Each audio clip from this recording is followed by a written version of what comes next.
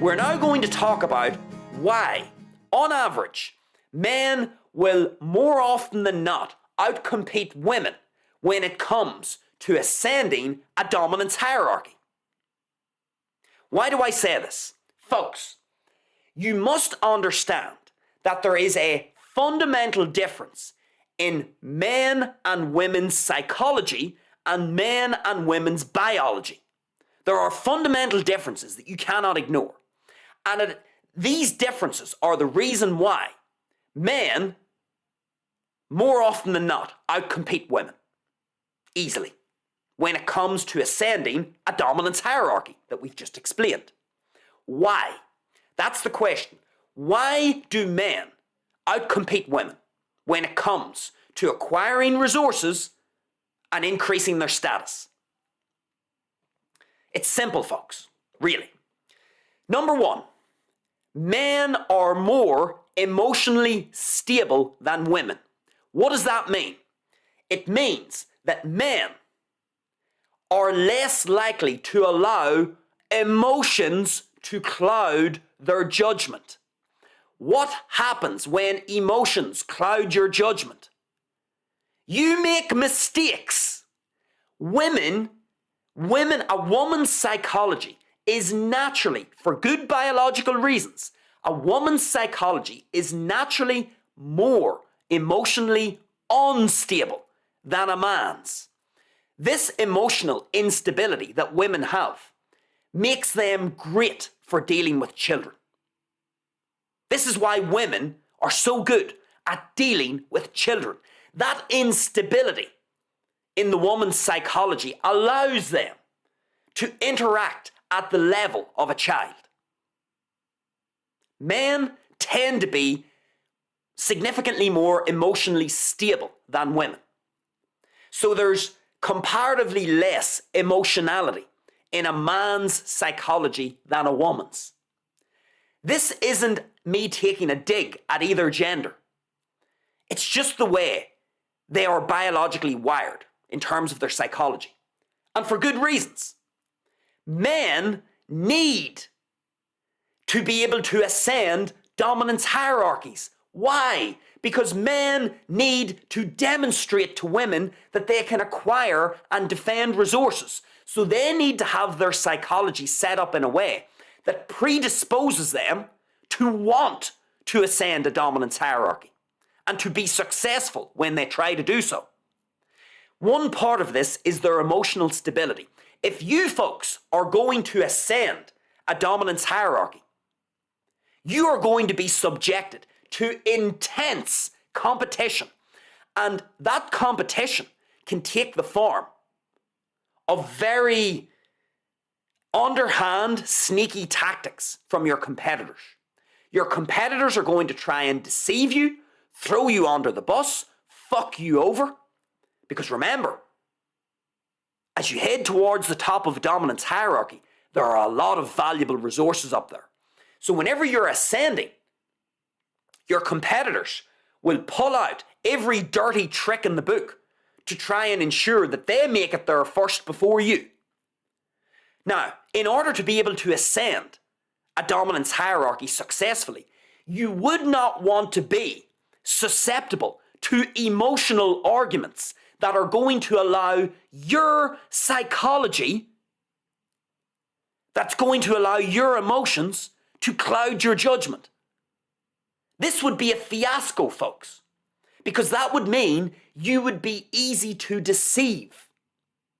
This is one of the reasons why women struggle to compete with men when it comes to climbing political dominance hierarchies or business dominance hierarchies. Men are more stable emotionally. Men are far less susceptible to emotional arguments. Men are far less susceptible to allowing their emotions to cloud their judgment. And so as a result, men are less prone to being deceived through an emotional argument. Men can spot an emotional argument or emotional tactics better than a woman. And that's nothing against women. That's just how the woman's psychology is set up. Women aren't designed to compete with men in a dominance hierarchy ascending race. And that's one reason. Emotional instability. Men are more stable on average than women, which means they are less able to be deceived into making a poor decision through an emotional argument, because men are less prone to allowing their emotions to cloud their judgment. Men are far better at using blunt logic than women. Women will allow themselves to be swayed by their emotions more so than a man.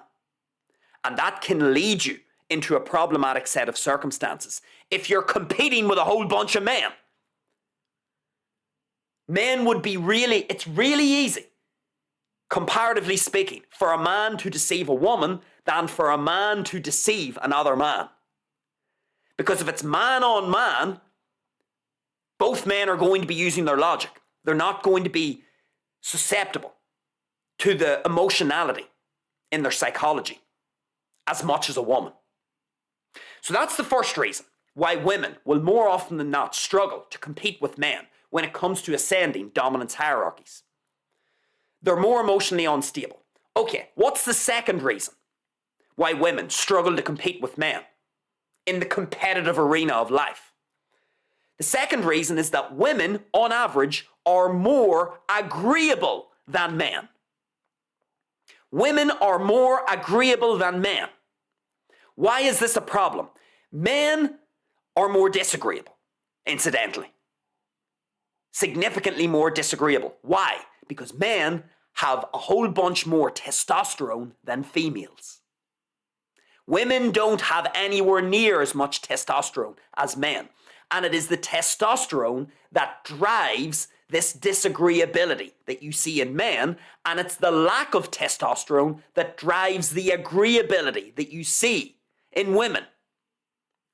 Now, why is being agreeable, if you're a woman, a problem if you want to compete against men when it comes to ascending a dominance hierarchy, which is extremely competitive?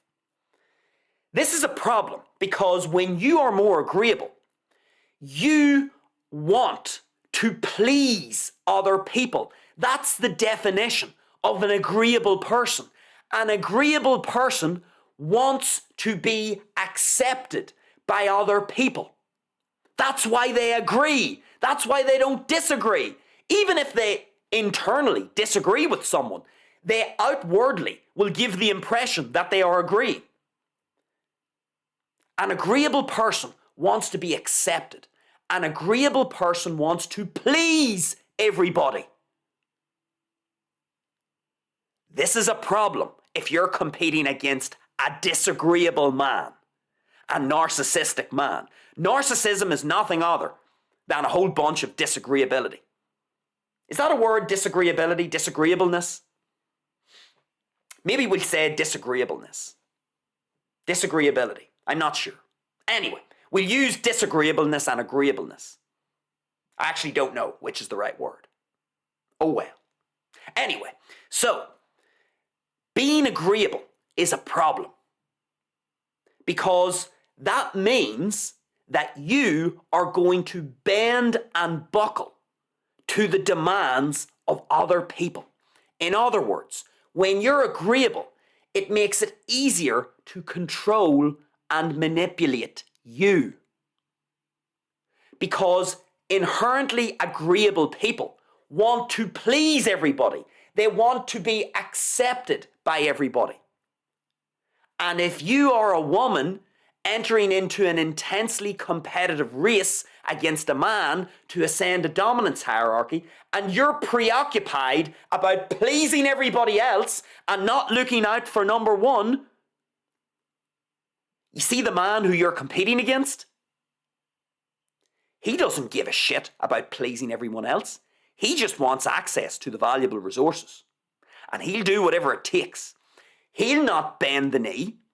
He'll not buckle under the pressure. Oh no. He's laser focused.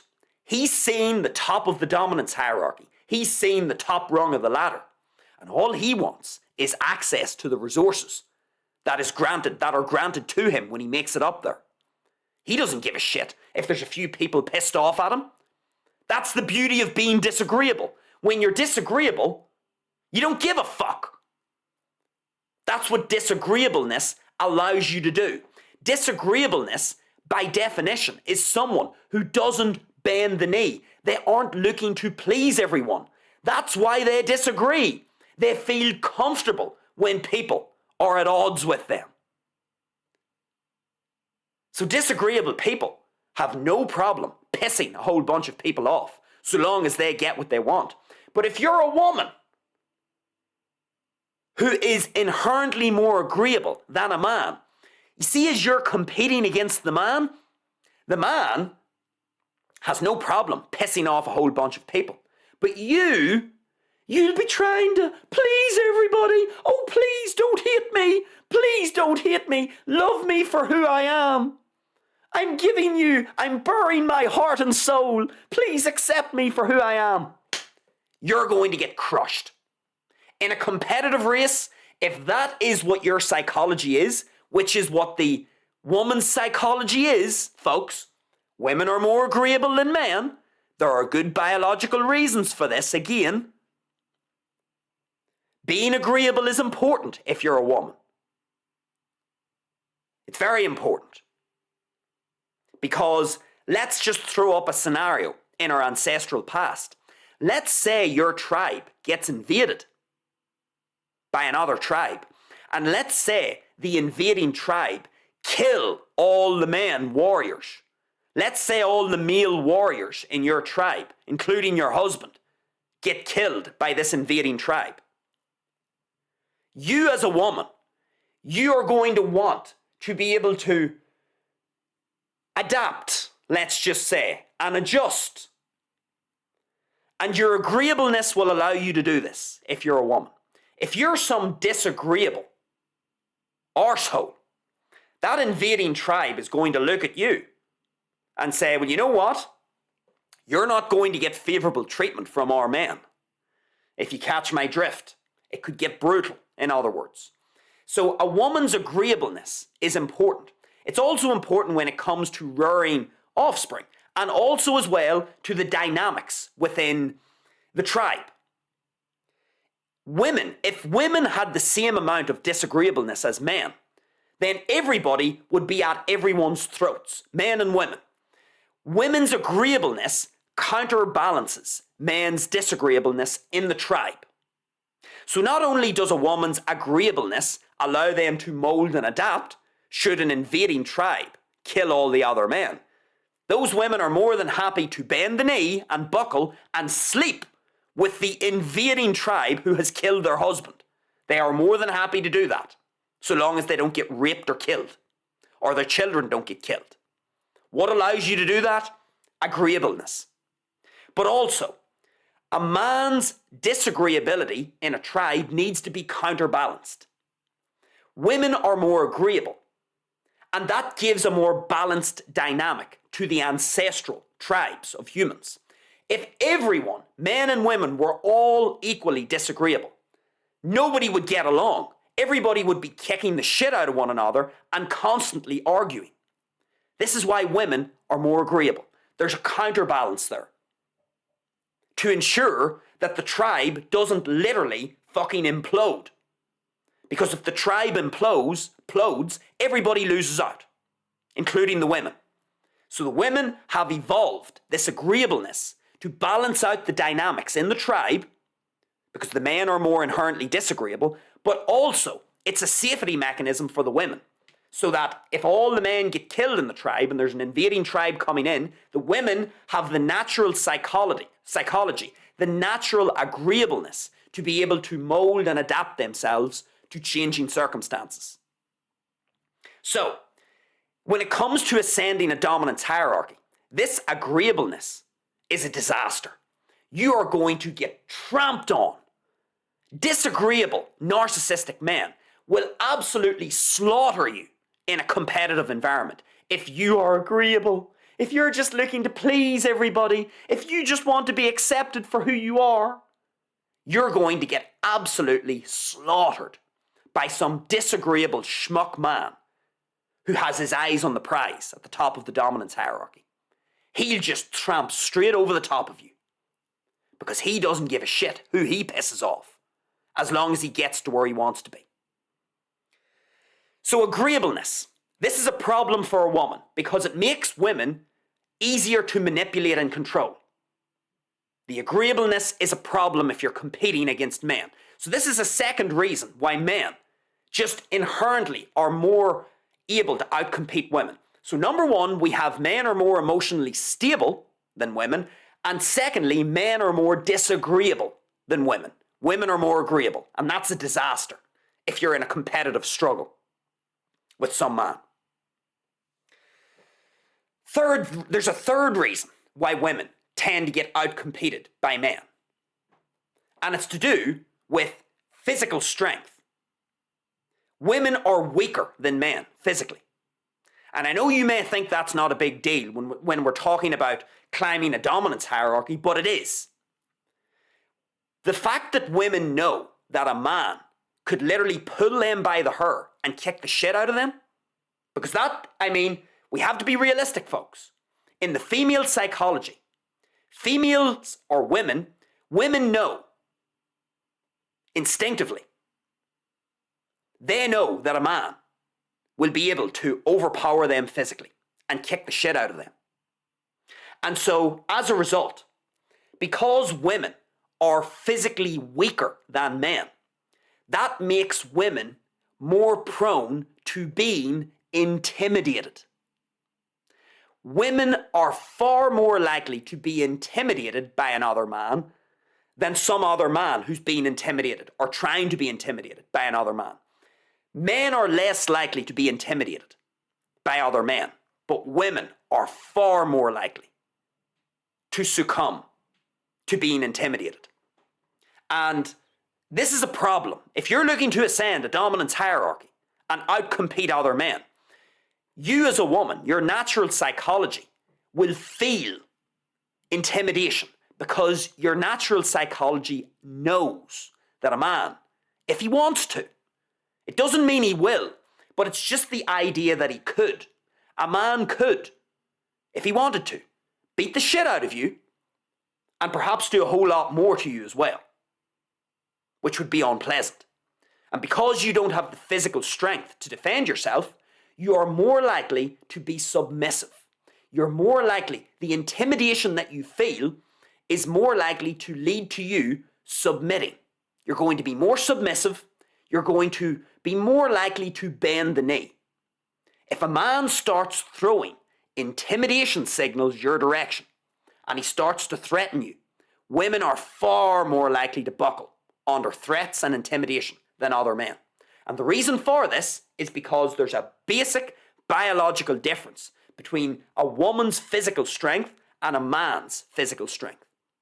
So if you're competing in this race to the top of a dominance hierarchy, a woman's natural psychology knows that she could get the shit beaten out of her by a man. And that's a problem, because that means the woman is more likely to be intimidated and to be submissive and to essentially bend the knee and pull out. So that's a third reason why men, more often than not, will outcompete women, because men have this trump card. The trump card being, yeah, all right, so you think you're legitimately competing with me? Well, I can just beat the shit out of you.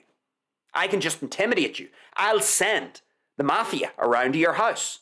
I'll get my men to, break into your house and wreck your house. I'll get my men to send death threats to you and your loved ones. For a woman, that's very difficult to overcome. Her psychology is going to want her to literally pull away from that. As soon as she starts to get intimidated or threatened, her natural psychology, because she's physically weaker than a man, her natural psychology will be saying, stop competing, get out of this, get away from this. And that's weakness. That's an inherent weakness in a woman's competitive ability. And it's not her fault. That's just the nature of man-woman dynamics. Men are physically stronger. Humans are sexually dimorphic. The man is bigger than the woman. And that means the man always has that trump card. He can always just intimidate her. So say she is legitimately competing somehow. Well, he can just threaten and intimidate her. And there's a good chance that will do the job. If it was another man on the receiving end of the threats and intimidation, the other man would get confrontational, potentially, because remember, he's got a whole bunch more testosterone and he doesn't suffer from the same psychological intimidation because he's a man. They're evenly matched. They're closer in terms of their innate strength. A man who's getting threatened and intimidated, he might send his mafia people and there might be war. Big difference. Fourth reason why women struggle to compete with men when it comes to ascending dominance hierarchies and competing for valuable resources in the political arena or in the business arena. Women, again, it's just their biology. Women get pregnant. Women have a dilemma that men don't have. Women have a ticking clock. So women have a narrow window, we could say, a more narrow window compared to men, whereby they can actually have a family. Some 70-year-old man still has enough juice in the engine. He could churn out a child at 70 or 80 years of age. Men don't have menopause. It's just the way it is. Some 75-year-old dude, wrinkly, fat, ugly, he could impregnate some gal and get a child out of her. He doesn't have menopause. He'll still be probably producing sperm till the day he dies. It's not the same for women. We all know, folks, women around about their 40s will hit menopause, which means they become infertile. So in the woman's psychology, she is keenly aware of this. She's keenly aware that there's a ticking clock. In other words, she is facing more time pressure than a man when it comes to starting a family. A woman's natural biological urge will be to have kids. Now, I know there's individual variation. Some women don't want kids. I know. The average woman, though, on average, women's psychology, they want to have a family. They want to have kids. That's what they've been put on this earth to do, to churn out minions. And women are consciously aware that they have a ticking clock. They can't, they can't decide on their 60th birthday that they're going to have a child. They're out of time. So this ticking clock is always ticking in the female psychology. So when you've got some gal in her 20s, in her 30s, perhaps in her 40s, trying to compete against some similarly aged man, she has there will be this sort of cognitive dissonance. This cognitive dissonance whereby she wants to compete potentially, but her own biological urges are telling her, you're running out of time. You need to have kids. If you hit a certain point, you can't have kids anymore.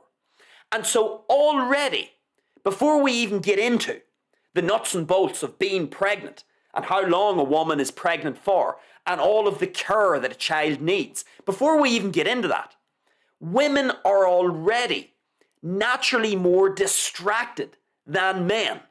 Men don't have a ticking clock. A man could wait until his 65th birthday and decide, you know what, I'm kind of done with the intense competition and the ascension or, ascending dominance hierarchies. I'm kind of done with that. I'm ready to retire.